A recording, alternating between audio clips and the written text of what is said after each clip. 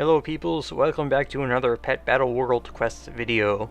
Here I am in High Mountain, there's Thunder Totem right over there, here's Millhouse Mana Storm, and over here is our opponent, Bredda Tenderhide. She has a little spirit guide, a voodoo mask, feather, a little eagle, and Quillino, a spectral porcupet.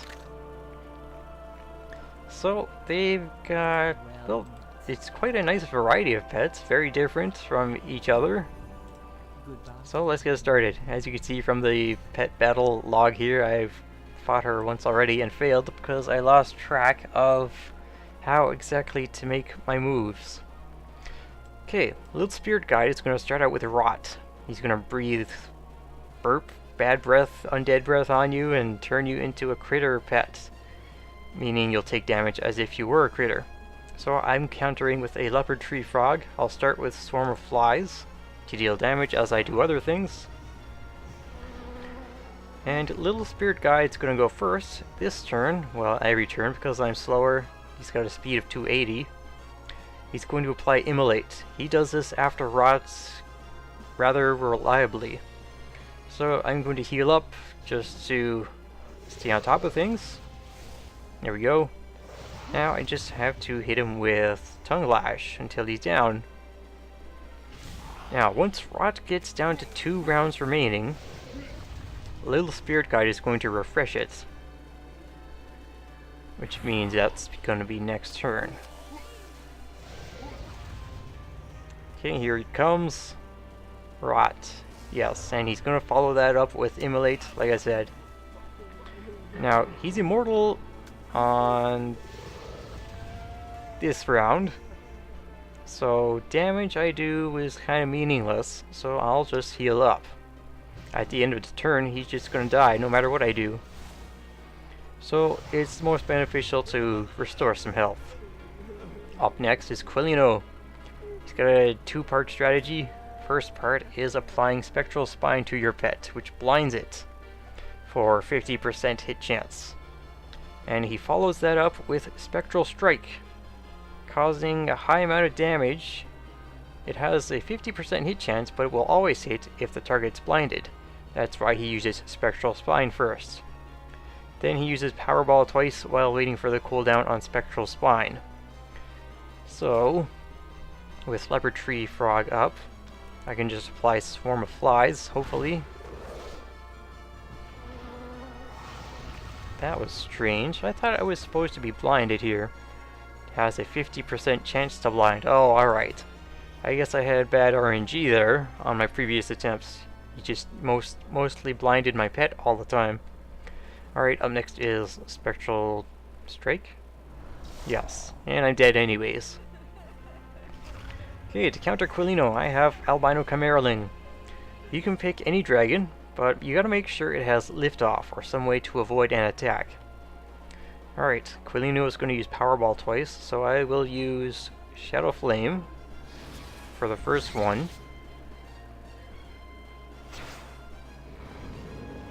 That's good. Then I'll use Liftoff for this one. Because the next round he's going to use Spectral Spine, which I don't want to get hit by. And he's going to miss. Take that. No blind or damage for me. Now he's going to try to use Spectral Strike, which has a chance to miss now, because I'm not blinded. Hopefully it does miss. Ah well. But that's no problem, because I'm still alive, and I took him out.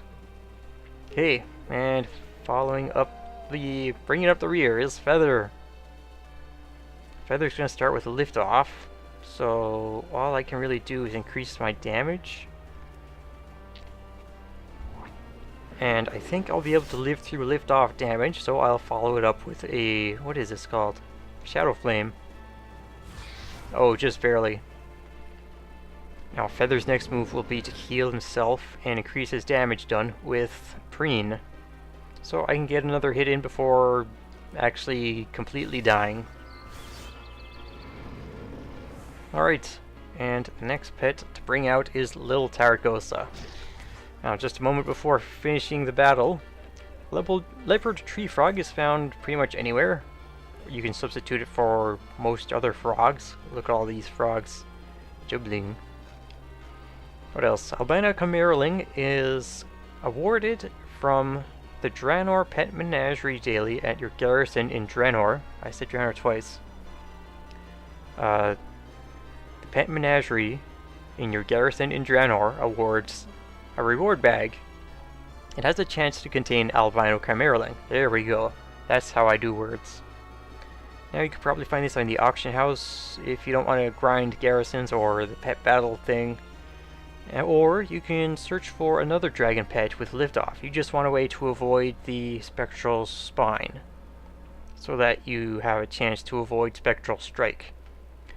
Okay, now back to Feather. Feather has increased his attack and healed. I have Little Saragossa. I'm going to hit it with Arcane Blast just once. There we go. Now I can finish him off with Surge of Power. Very easy. Little Taragosa is bought from the Guild of Vendor. If someone in your guild has Taragosa, Dragon Wrath, where is it? Feet, Strength, Raids, Dragon Wrath, Taragosa's Rest, and so the pet will become available at the Guild Vendor. And I think there's a reputation requirement for it too. Should be easy to get. I think most guilds have this available. They should, maybe. And if not, you can probably substitute in any old magic pet. They usually have powerful attacks. Let me see what else I could have used down the list. So just pick something. Dark Moon Eye, that might be tricky to get. Don't use Elec plushie.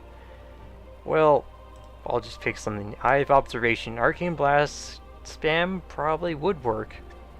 It would increase in damage each turn, and you would just have to watch out for when Feather's liftoff would be ready again, so you may want to use maybe Blink Strike that turn to get some damage in. Or you try to Lens Flare, or Counterspell if the user goes first. Well, that's not going to happen because Feather has high speed and is a flying pet. Oh well.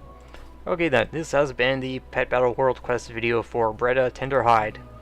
If you liked this video, leave a like, and if you want to follow along with the series or anything else on my channel, you can subscribe as well. Till next time, nothing is up currently that I haven't done already, so whenever it happens, I'll do a video on it. Till then, be swell, stay well, and farewell.